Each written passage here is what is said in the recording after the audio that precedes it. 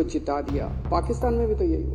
ये तो इन लोगों ने हमारे देश को पाकिस्तान बना दिया। कल जो कुछ सुप्रीम कोर्ट के अंदर घटा, ऐसे लगा जैसे उस सुप्रीम कोर्ट के अंदर भी कहीं ना कहीं श्री कृष्ण मौजूद, ऐसे लगा जैसे चीफ जस्टिस ऑफ इंडिया के अंदर भगवान बोल रहे थे। आज इतना ज्यादा अधर्म हो गया है, चारों तरफ इतना अधर्म का बोलबाला हो गया है। खुलेआम एमएलएज को खरीदा जा रहा है। हमारे एमएलएज को 25-25 करोड़ रुपए ऑफर किए गए।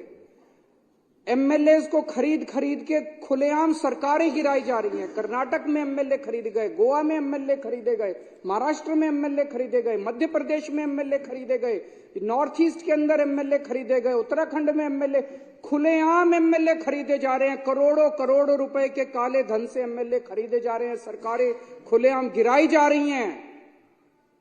लोगों का विश्वास खत्म होता जा रहा है धर्म से।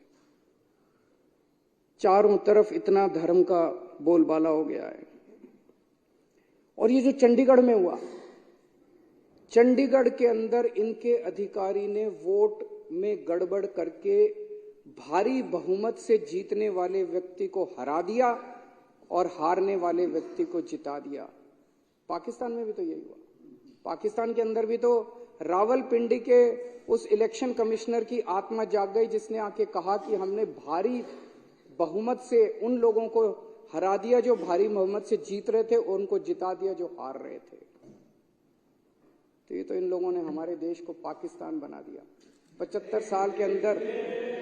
साल के अंदर जो इस देश ने अचीव किया था, हासिल किया था, कड़ी मेहनत से इस देश के 140 करोड़ लोगों ने मेहनत करके इस देश के अंदर हासिल किया था, और एक झटके के अंदर इन लोगों ने सब कुछ खत्म कर दिया।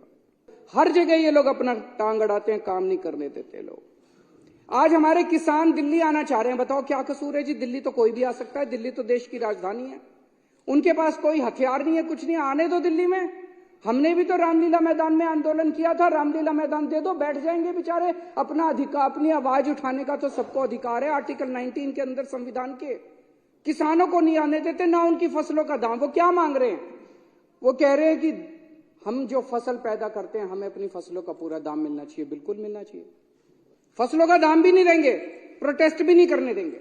आज इस देश का युवा बेरोजगार है, उसको नौकरी देने के इनके पास कुछ नहीं है। दर दर की ठोकरें खा रहा है। व्यापारी बुरे हाल है, महिलाएं, उनका घर का खर्चा नहीं चल रहा। महंगाई इन लोगों ने इतनी ज्यादा कर दी।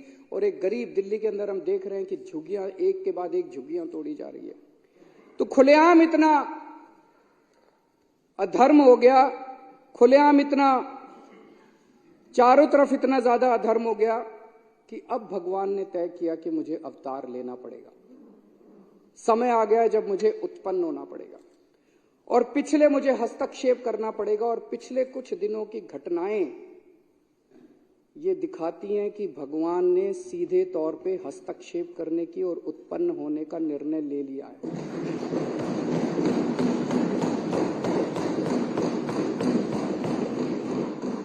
30 जनवरी को चंडीगढ़ में मेयर का चुनाव हुआ। सुबह वोटिंग पड़ी। वोटिंग पढ़ने के बाद एक प्रिजाइडिंग ऑफिसर था, पीठासीन अधिकारी अनिल मसीह, इन्हीं का आदमी था।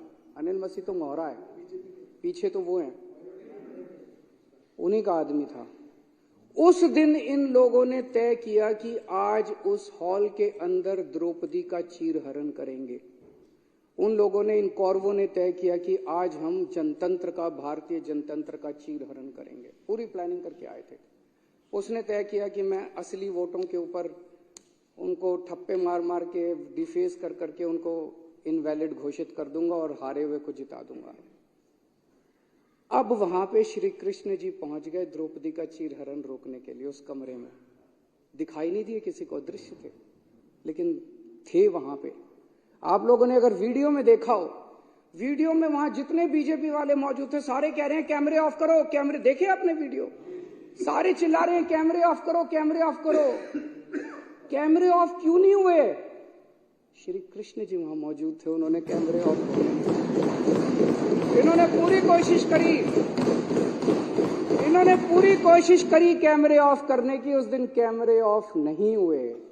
ये कोई संयोग नहीं है, ये ऊपर वाले का इशारा है, ऊपर वाले का हस्तक्षेप।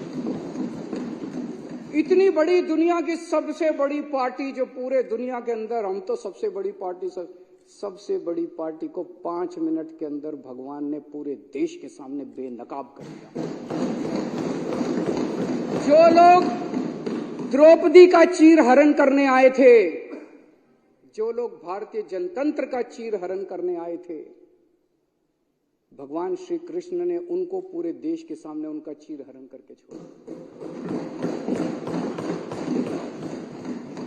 और अध्यक्ष महोदय, उसके बाद की जो घटनाक्रम है, जिस तरह से सुप्रीम कोर्ट के अंदर ये मामला चला, हम लोग अदालतों को मंदिर की तरह मानते हैं।